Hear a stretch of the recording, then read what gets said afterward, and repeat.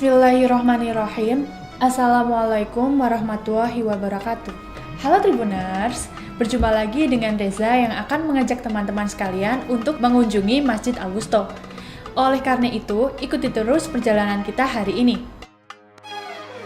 Di tengah komplek Pura Mangkunegaran, berdirilah Masjid Al-Wusta yang berada di Kampung Ketelan, Kelurahan Ketelan, Kecamatan Banjarsari. Masjid ini berdiri secara resmi pada tahun 1918. Dengan kurun waktu pembangunan 30 tahun dari tahun 1878. Masjid Al-Wusta berarti masjid yang berada di pertengahan, karena letaknya berada di antara Masjid Agung Keraton Solo dan Masjid Al-Fatih Kepatihan.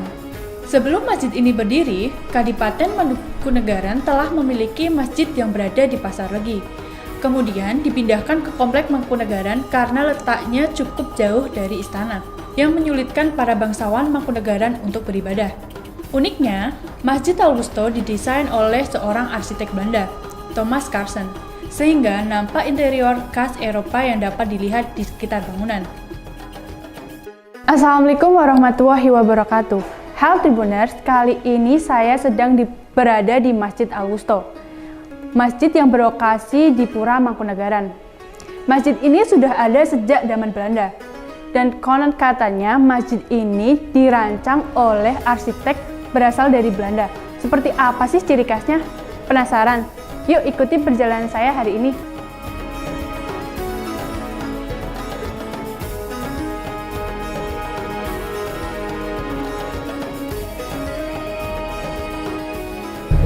Assalamualaikum Pak Bun. Waalaikumsalam warahmatullahi wabarakatuh. Saya Reza Pak. Bapak selaku takmir Masjid Al-Wusta ya? Betul. Boleh nggak Pak, saya diajak keliling Masjid Al-Wusta sambil dijelaskan bagaimana sejarah Masjid Al-Wusta?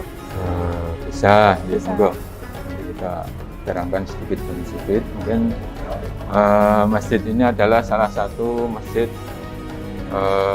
bersejarah, juga masjid negara.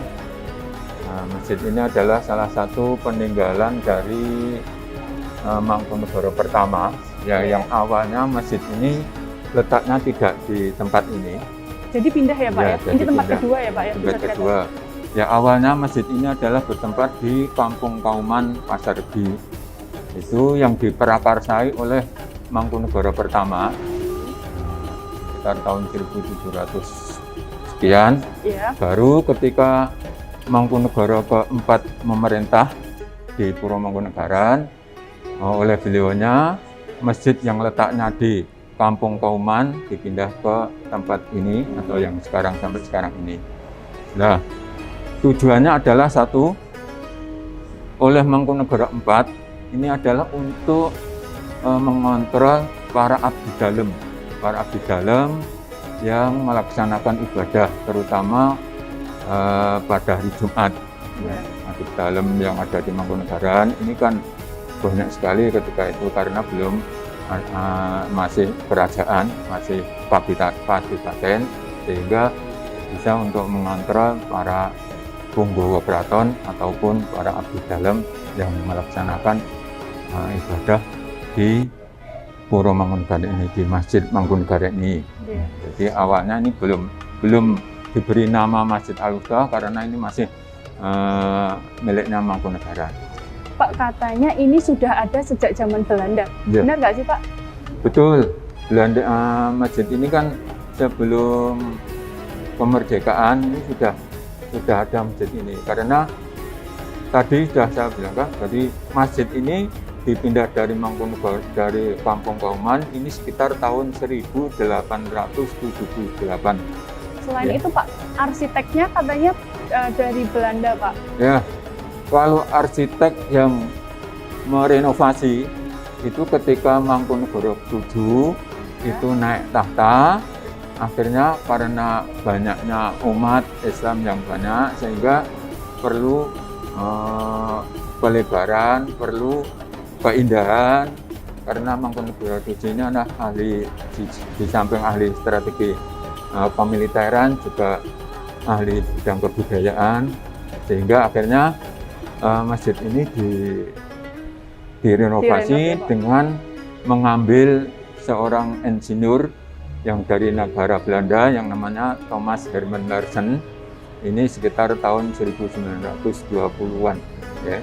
Selain itu Pak, masih ada nggak Pak peninggalan yang asli Pak? Maksudnya belum direno, seperti misalnya beduknya nih masih asli Ya. atau belum? Masih Beduk ada? itu masih asli, seperti lantai. Oh, lantainya seperti masih ini asli. masih asli.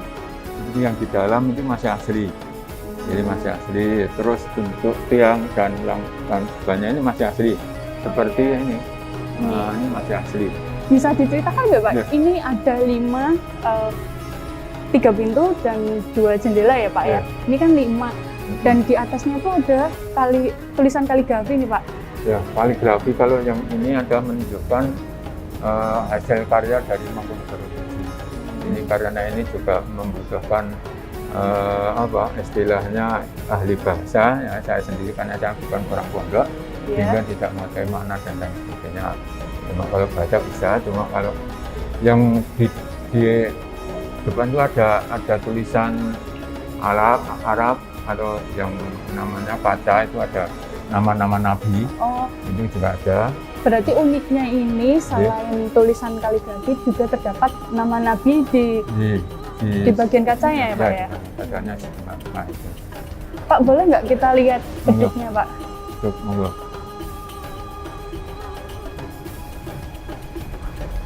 Nah, ini namanya beduk. Beduk ini menurut yang saya terimain namanya kentongan sama beduk ini namanya Donosworo. Jadi ada namanya ya Pak? Namanya ya? Donosworo.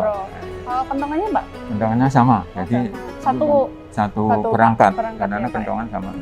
Lah, dulu kan kentongan ini adalah untuk sebagai tanda masuk waktu sholat waktu ya Pak? sholat, bukan panggilan sholat, Tapi masuk masuk waktunya sholat. Nah, setelah itu para muadzin Ya. ini naik ke Menara, menara, 4 orang itu menghadap ke masing-masing penjuru, ke barat, ke timur, ke utara, dan ke selatan. 4 orang ini mengumandangkan adzan. Secara bersamaan ya Pak? Bersamaan ya, bersamaan. Oh ya Pak, ngomong-ngomong, ini yang masih asli semua atau ada yang sudah diubah Pak? Maksudnya sudah diganti? Antara kentongan dan beduk ini masih asli semua. Cuma yang tidak asli adalah kulit atau Kulitnya sudah diganti kulitnya ya, Pak, sudah ya? diganti karena ini yang sering dipukul kan akhirnya kan sobek. Nah, ini baru diganti. Biasanya yang nggak awet kulitnya karena sering dipukul. Selain itu warnanya Pak, ini kan Kalau warnanya warnanya dulu memangnya hijau. Oh, hijau. semua hijau ya Pak? Tapi kemarin ada yang hijau, atau untuk beduk ini ganti coklat. Oh iya. Nah, ganti coklat ya. Coklat. Dan untuk memadukan, ini yang tahu masalah seni ya. Seni yang kaitan dengan Oh iya Pak, ini masjidnya itu lebih condong menampilkan warna-warna bernuansa hijau. Ya. Ada filosofi di baliknya nggak sih Pak? Kalau warna hijau ini memang kesukaan ketika Mangkunegara pertama, itu memang beliaunya senang hijau. Dia menunjukkan kesuburan, dia menunjukkan kenyamanan, kuningnya adalah untuk menuju ke kesuburan dan yang sebagainya seperti itu. Jadi kalau dulu namanya Pak hijaunya hijau pareanom. Berarti lebih muda ya Pak Lebih ya? muda. Pak lanjut ke dalam Monggo, Pak. monggo.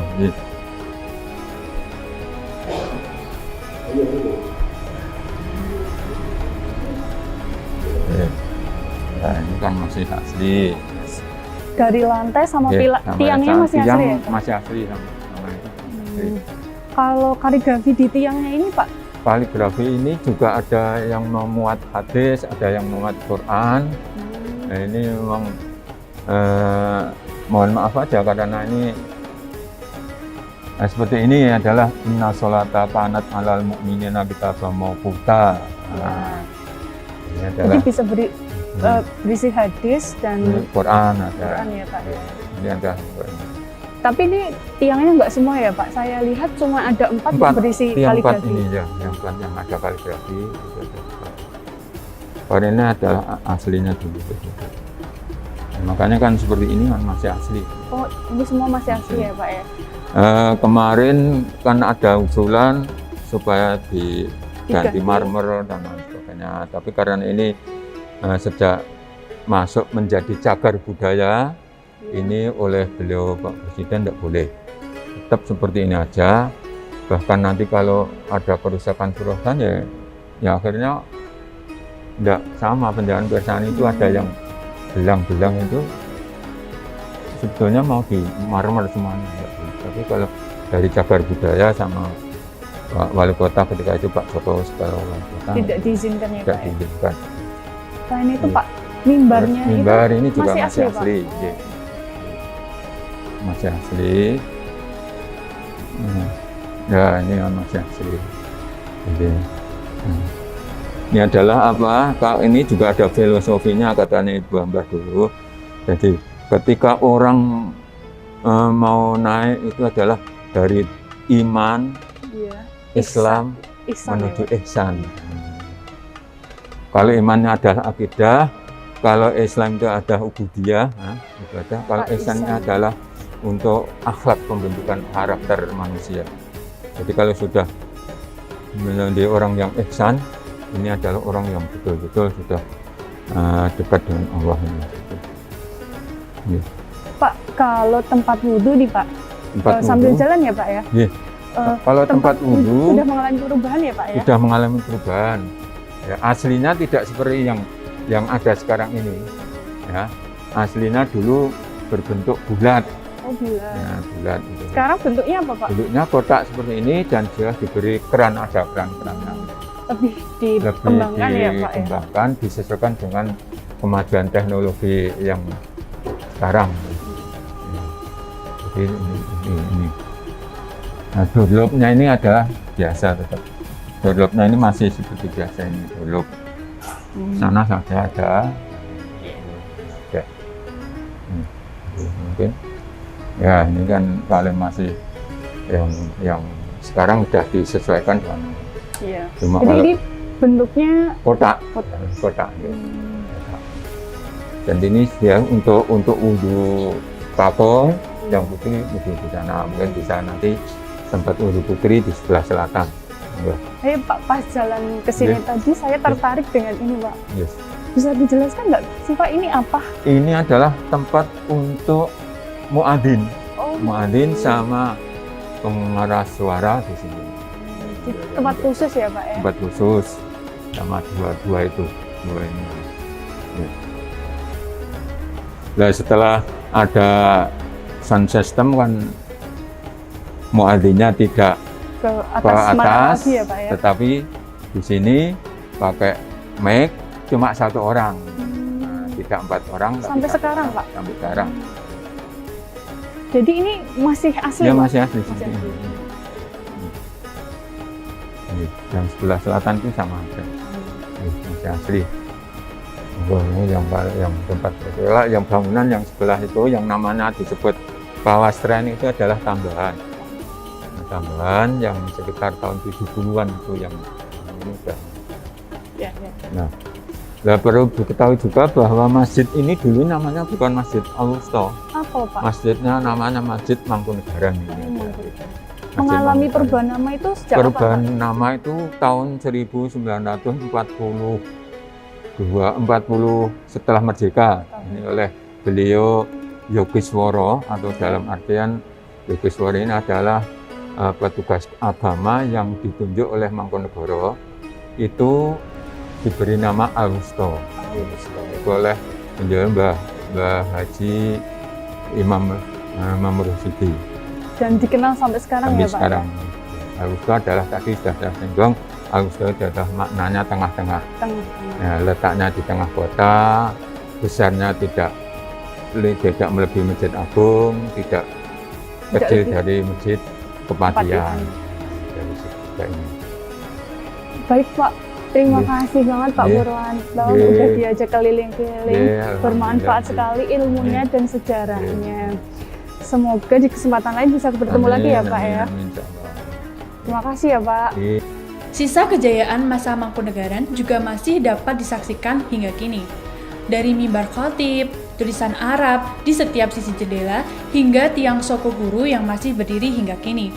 Saat ini, Masjid Al-Wusta menjadi bagian dari cagar budaya yang dilestarikan. Oke Tribuners, sampai di sini perjalanan kita di Masjid Al-Wusta. Selalu ikuti kami di akun media sosial Tribun Solo, baik YouTube, Facebook, dan Instagram. Karena masih banyak petualangan kasanah keislaman yang akan kami sajikan kepada Anda. Kami undur diri. Wassalamualaikum warahmatullahi wabarakatuh. Demikian Tribuners perjalanan kita hari ini di Masjid Al-Wusta. Pantau terus perjalanan kita selanjutnya di masjid-masjid atau tempat bersejarah lainnya di Kota Solo. Jangan lupa pantau kita melalui sosial media tribunsolo.com untuk mengetahui perjalanan selanjutnya. Terima kasih. Assalamualaikum warahmatullahi wabarakatuh. Terima kasih sudah nonton. Jangan lupa like, subscribe, dan share ya.